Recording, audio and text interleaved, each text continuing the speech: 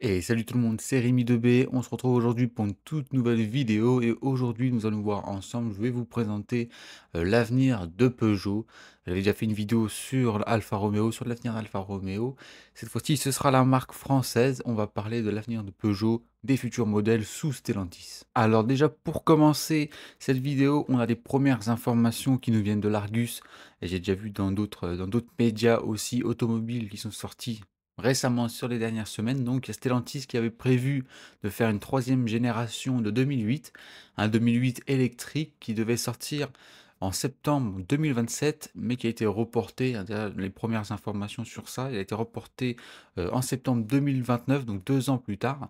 Donc on sait actuellement, déjà j'avais vu déjà ça pas mal dans pas mal de médias automobiles, qu'en ce moment les marques, les constructeurs automobiles commencent à repousser à la sortie des véhicules électriques. Il y en a beaucoup qui revoient leurs plans dans le côté électrique et notamment, j'avais fait une vidéo sur la Clio 6. La Clio 6, ça sera 100 je crois qu'il y aura une partie hybride, une gamme hybride et après ce sera une voiture 100 essence.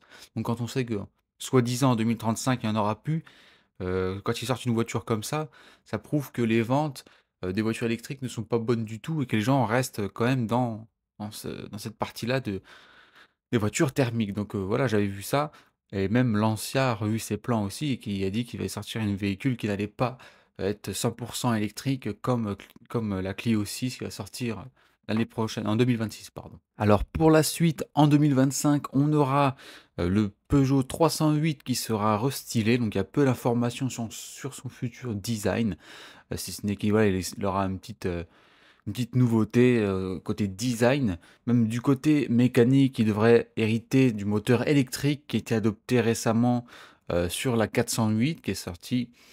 Et pour la suite de 2025 aussi, mais ça ne nous concerne pas, nous, dommage, en Europe. Ça sortira partout dans le monde, sauf en Europe, du coup.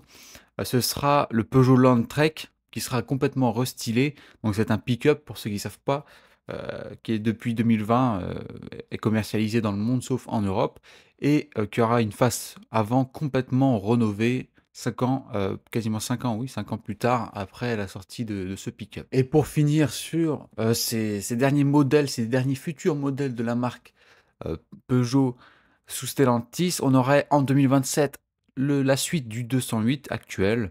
Donc ce sera encore une nouvelle génération qui devrait arriver complètement restylée, voilà, à l'image du 2008, qui devrait être aussi 100 électrique comme de toute façon la plupart de tous les véhicules qui devront sortir. Il devrait sortir courant 2027, peut-être à la place du 2008 qui a été reporté en 2029.